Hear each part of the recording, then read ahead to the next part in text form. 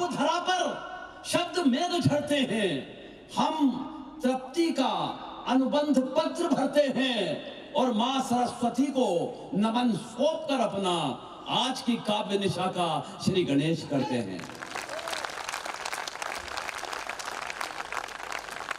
क्या कहने हैं दोस्तों, आपकी आंखों तक आंसू पहुंचाने के लिए सारी दुनिया तैयार बैठी है। हर कोई चाहता है कि आपकी आंखों में आंसू हो, हृदय में पीड़ा हो, वेदना हो, तकलीफ हो, कष्ट हो, यातना हो, मगर आपके होठों पर मुस्कुराहट की एक हल्की सी लकीर आ पाए, इसके लिए कोई तैयार नहीं है। मगर तब नगर सभा माहेश्वरी फोरम और साथ में सत्कार ग्रुप ये कोशिश करते हैं कि एक साहित्य की ऐसी शाम सजाई जाए जिसमें सब माहेश्वरी बंधु बैठकर मुस्कुराएं, ठहाके लगाएं। मैं चाहता हूं उन तीनों के लिए भी आपकी तालियां, जो भी कार्यक्रम से प्रत्यक्ष जुड़े हैं, जिन्होंने मेहनत की है, अपने खून से इस कार्यक्रम को सिंचित किया है।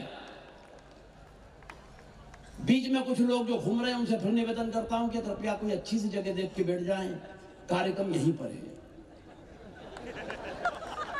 कई बार मालूम नहीं पड़ता है कि कहां पर है, आदमी घूमते ही रहता है कि कार्यक्रम इतना बड़ा ग्राउंड है तो आदमी को यह समझ में नहीं आ रही है कहां पर है, यहीं पर है। इसलिए बैठ जाइए, बैठकर आप सुनेंगे तो मजा आएगा। और देखो, मैं तो सच बता रहा हूं, फुर्सत निकालकर इतने लोग कवि सम्मेलन के लिए आए हैं, बड़ी बात है, वरना महानगरों में इतनी फुर्सत किसी के पास नहीं है साहब। सच बता रहा हूं, पिछले दिनों मुंबई एक कवि सम्मेलन में गया।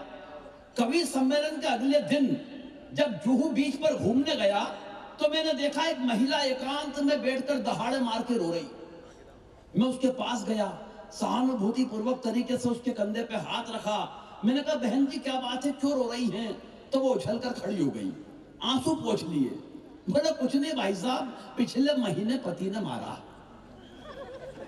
मैंने कहा, पिछले महीने मारा और आप अब रो रही हैं? बोले, फुर्सत ही नहीं मिली।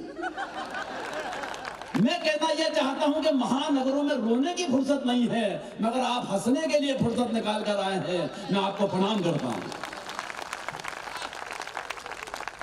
सच बता, धनाढ्य मंच है, जैसा कि बताया गया, पद्मश्री सुरेंद्र शर्मा जी की उपस्थिति इस मंच पे है। वाकई आज ये हमारे लिए भी गौरव की बात है और आपके लिए भी। सुरेंद्र शर्मा जी जिस मंच पे होते हैं वो मंच अपने आप में अद्भुत होता है, अविस्मरणीय होता है। मैं हास्य के उस देवता के लिए पूरे सदन से चाहता हूं कि सुरेंद्र शर्मा जी के लिए, बल्कि पद्मश्री सुरेंद्र शर्मा जी के लिए पूरे सदन की एक बार तालियां फिर उठ जाएं, ताकि हम इस कार्यक्रम का आगाज कर सकें। बिल्कुल, उधर आवाज तो बराबर आ रही ना सबको?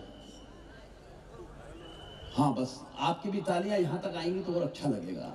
दीजिए, हम चाहते हैं कि कार्यक्रम आरंभ किया जाए। मातेश्वरी की वंदना में 4 पंक्तियां पढ़ता हूं। मुस्कुराती जिंदगानी चाहिए। अब आपकी जवाबदारी है कि आप कार्यक्रम को कैसे शुरू करवाते हैं। सिंदूर ऑपरेशन हो गया है, उसकी आपको एक अलग से बधाई दे रहा हूं पूरे सदन को।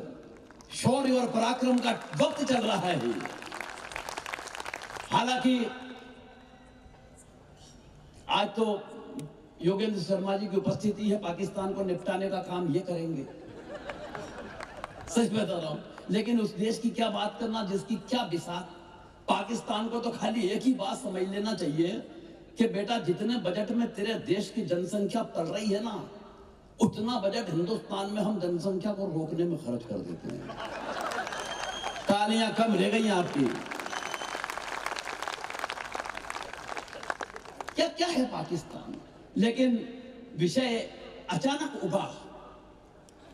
देखो, मैं तो 4 पंक्तियां आपकी तरफ से कहना चाहता हूं, जितने माहेश्वरी लोग हैं, और चौथी पंक्ति पहुंच जाए तो थोड़े पीछे तक के लोगों जागना।